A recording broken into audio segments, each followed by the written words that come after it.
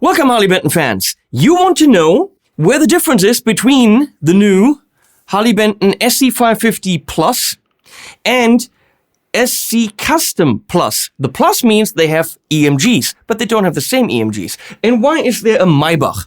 Well, because we're also going to look at shapes. Okay, so differences in specs. That's relatively easy because I have cheat sheets. Both of them have an Okuma body. Both of them are from the Deluxe series. Both of them have a AA maple top. And again, that is a veneer, not an actual maple top. I wish Thomann would write AA maple veneer. It's really beautiful and looks as thick as a normal top would be, but it isn't. And I think they should be upfront about that. This has a roasted Jitoba fretboard. This has a Jitoba fretboard. This has a Nayeto neck. This has a Nayeto neck. Both have white pearloid trapeze inlays. Both have ebony binding, which is ebony binding here on the fretboard, but not the headstock. Here, the headstock also has binding. Okay, if you're into that kind of thing. Of course, both have binding on the body. Both this has a 1960s C, and this has a modern C. So let's see. Let's see. Funny.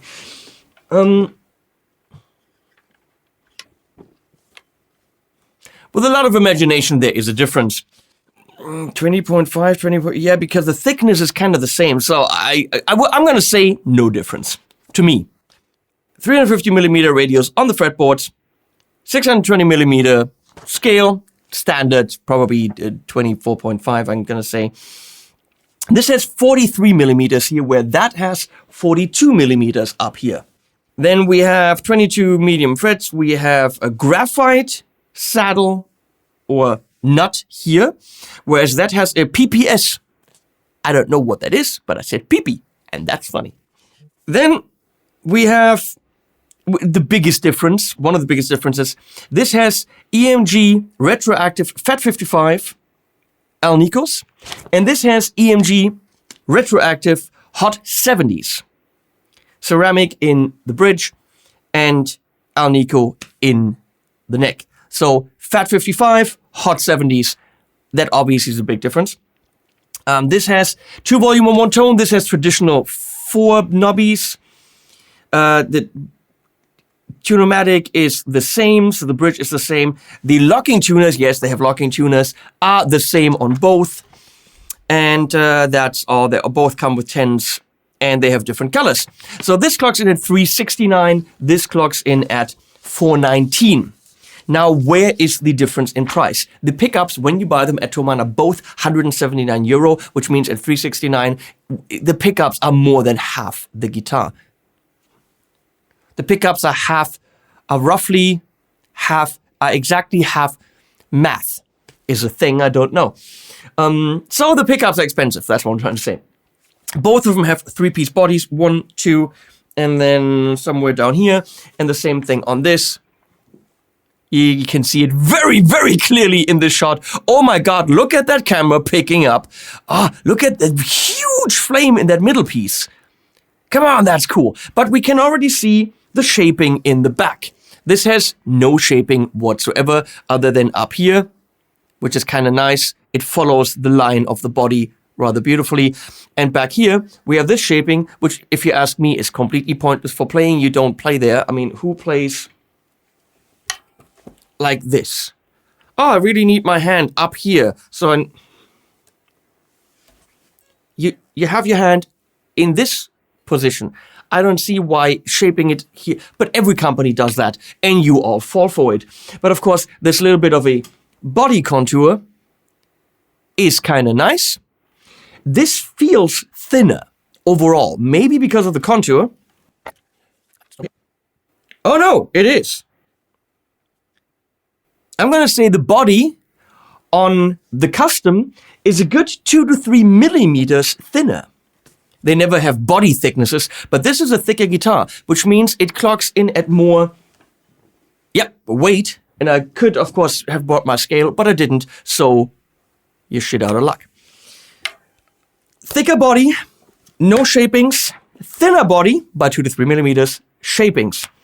3 knobs, 4 knobs. Hot 70, Fat 55. Comes in different colors. Binding, no binding. Technically, that's the differences. But also, the overall body shape. I think the custom is a little bit elongated. No, it isn't. So on the, where am I? On the 550, I love how this right here is one beautiful line. And you can see it actually going back here and following that shape.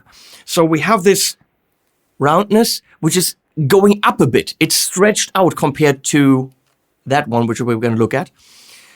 And then it actually really has a beautiful diagonal going down here. So it follows the shape rather nicely. And I really like that. It is not a traditional Les Paul. I said this in the individual review videos. Both of them do not feel like a traditional Les Paul. They do not sound like a traditional Les Paul. They do not play like a traditional Les Paul. What is traditional Les Paul about them is that they are single cuts. But so is a Tele. All I'm saying, I know where this came from. I know what the derivative is. But over the years, Harley Benton has come into their own, if you ask me. They have locking tuners. They got all the stuff that makes a great guitar. And you can see this titty up here is a little bit thicker. So compared to a traditional Les Paul shape, yeah, you can clearly see that it's different. This just almost goes to 90-degree angle, and then starts here with a rather steep angle. This comes around again, a little bit more pointy.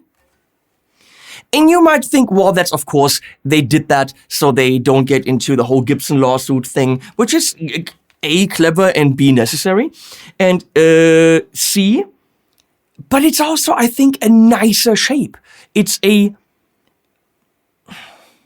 like it. I like it more than this feels bulkier. I know this feels more traditional, and don't get me wrong, this is a kick-ass guitar, also costs $2,000, but this is a cool shape, if you ask me. And then the body, the back, tough to say. Tough to say, I don't know. So, we go back to comparing these two. On this, it's more traditional, but instead of actually hitting it 90 degrees, it's hitting at a sharper angle right here. And then this is flatter.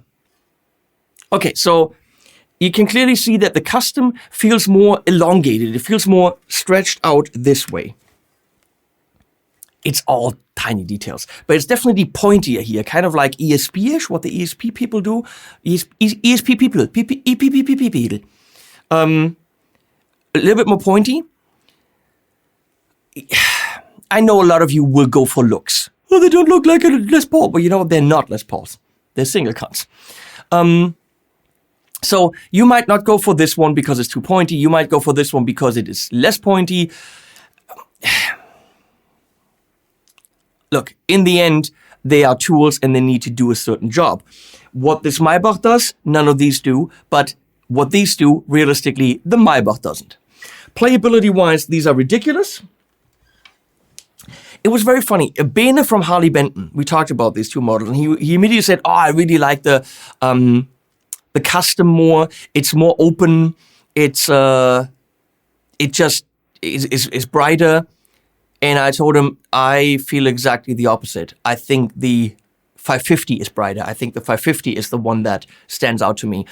I think what he meant is this one is less thick. It is a thinner body. And maybe the thinner body with the pickups together make it a little bit more open, and it is less rich in tone, which is probably good for the heavier stuff because you're not overloading the low end. But the cleans and the rock stuff on this has a meaty thickness to it. And all of that with, of course, you know, the active pickup benefits. All the... Let me look at that. Well, here...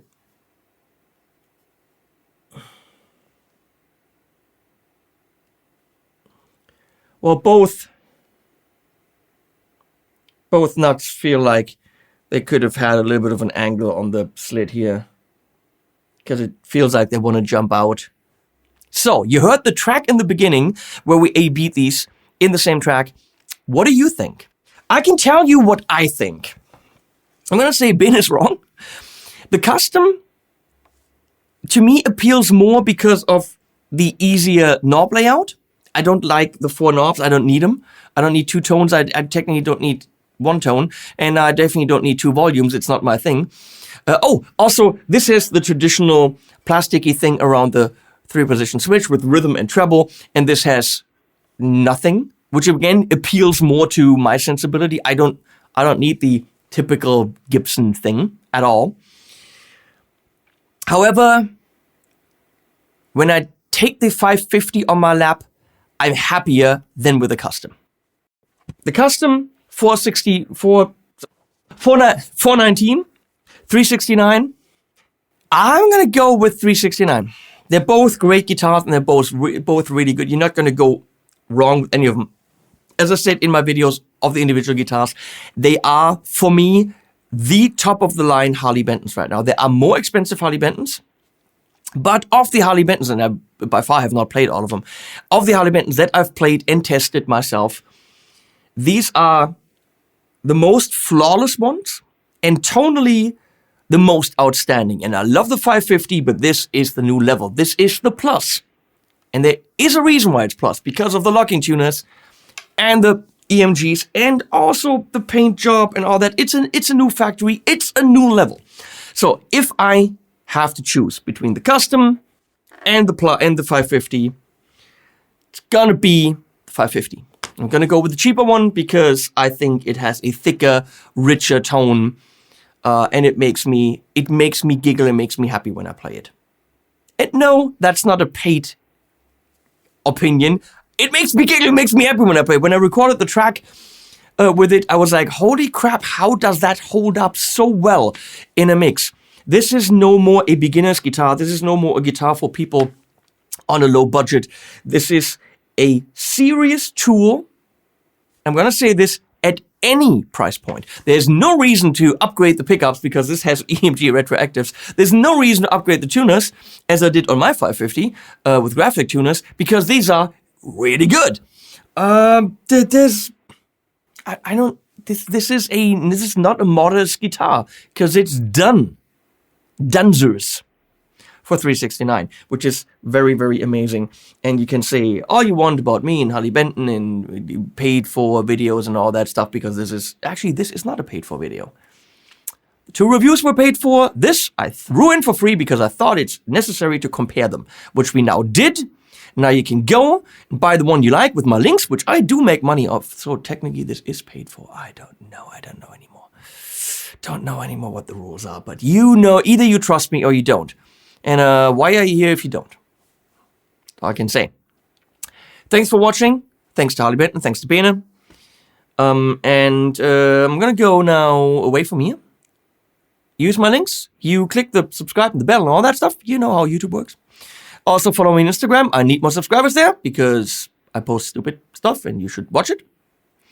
And then I'm also at the end. Just to see